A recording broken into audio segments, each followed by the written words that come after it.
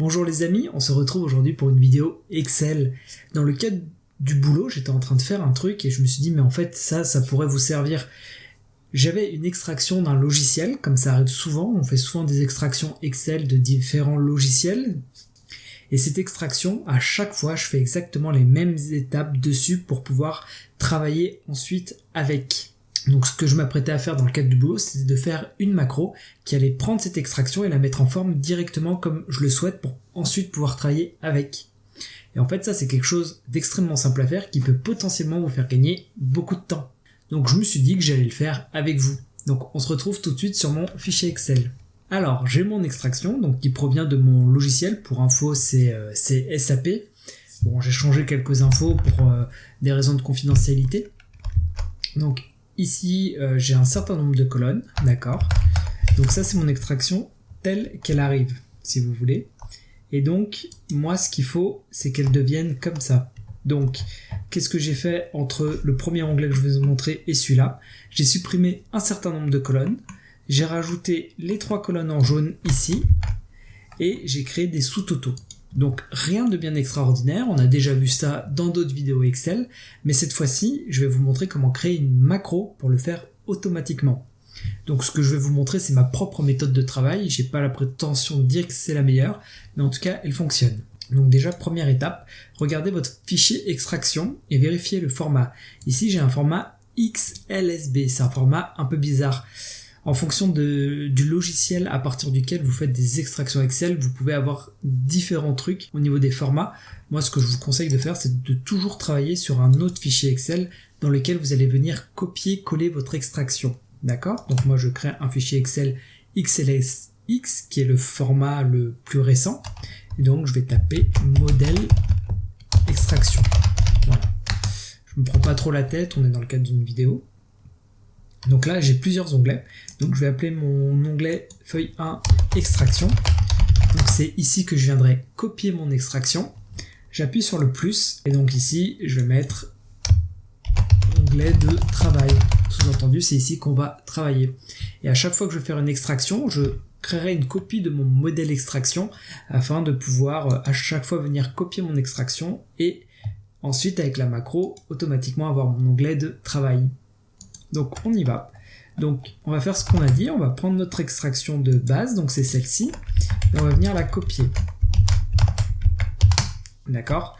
Donc avant de faire la macro, il faut qu'on soit vraiment raccord sur qu'est-ce que vous devez faire comme modification. Il faut vraiment que vous les connaissiez par cœur parce que ce qu'on va faire, c'est qu'on va utiliser l'enregistreur de macro.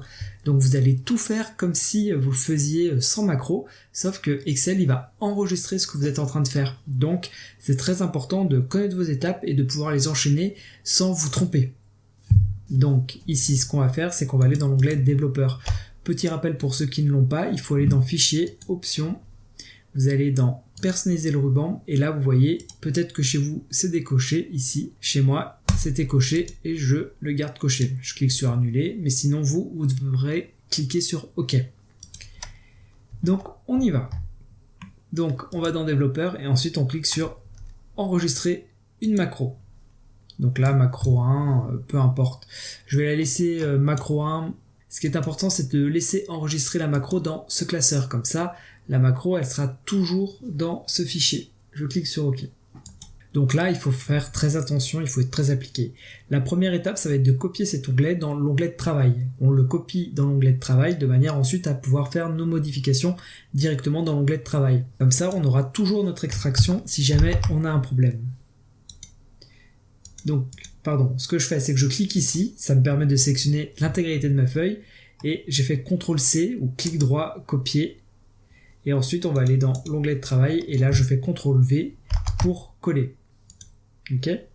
Ensuite, moi je sais exactement quelle colonne je veux supprimer, donc je veux supprimer les colonnes O, A, V, et ensuite je vais mettre mes 3 colonnes en jaune. Donc, prix unitaire, quantité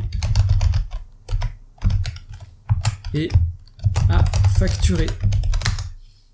Et donc je mets mes 3 colonnes en jaune, comme ça je vois bien que c'est des colonnes que j'ai créées moi-même. Et ensuite il ne me reste plus qu'un truc à faire, c'est les sous-totaux. Donc je sélectionne l'intégralité de mon fichier Excel, je vais faire trier. Donc je vais aller dans données, trier. Je vais d'abord trier par le code article. Donc je sélectionne article et là je fais de A à Z et je clique sur OK. Donc là il me demande si je veux trier séparément les nombres des textes. Donc je dis OK. Et une fois que j'ai fait ça, moi j'ai besoin de créer mes sous-totaux. Ces étapes-là, elles sont vraiment liées à ce que moi je dois faire sur ce fichier, mais comprenez bien que vous, ça dépendra vraiment de ce que vous avez à faire. Donc là, je dis que je veux sommer à chaque article. Et donc moi je veux une somme à la fois du à facturer et à la fois du reste à facturer et également de la quantité.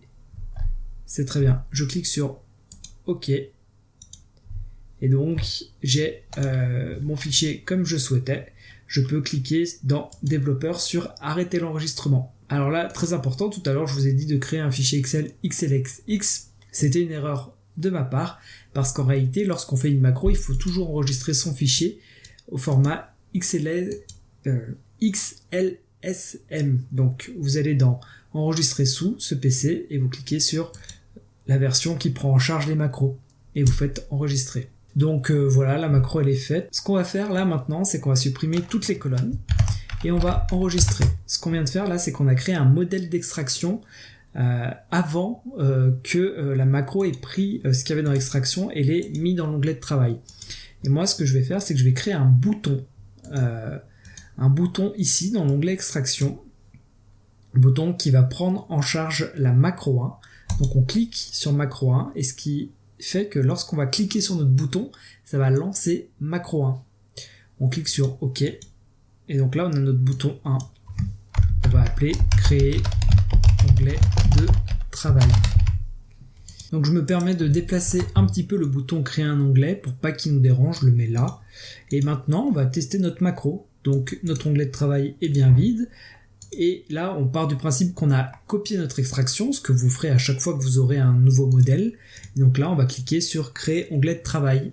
Et on va voir ce qui se passe. Donc là on a le bouton devant, on va le déplacer un petit peu. Et on voit que notre macro elle a fonctionné. On a bien notre mise en forme comme on le souhaitait. Donc moi j'ai quelques petits réglages à faire parce qu'effectivement le bouton s'est mis au milieu, c'est peut-être pas l'idéal. D'ailleurs vous n'êtes même pas obligé de mettre un bouton, vous pouvez aller dans l'onglet développeur, cliquer sur macro et là vous sélectionnez votre macro et vous cliquez sur exécuter. J'ai mis un bouton parce que ça peut parfois être plus simple pour l'utilisateur lambda. Et voilà les amis comment on crée une macro, c'est finalement pas plus compliqué que ça à faire. Je sais pas combien de minutes va faire la vidéo mais je pense qu'on sera en dessous de la barre des 10 minutes. Donc n'ayez pas peur, entraînez-vous. Au début, vous allez probablement vous planter, mais c'est pas grave. C'est comme ça qu'on apprend. Au bout d'un moment, vous allez voir que vos macros, elles vont fonctionner. Et là, ça va être un gain de temps pour vous, pour votre équipe, pour votre chef. Je sais pas, mais en tout cas, je peux vous dire que ça fait un bon petit effet. On va donc s'arrêter là sur cette vidéo. Comme d'habitude, si vous avez apprécié, mettez un petit pouce en l'air. N'hésitez pas à vous abonner si vous aimez ce genre de vidéo. Quoi qu'il arrive, portez-vous bien et je vous dis à très bientôt pour d'autres vidéos.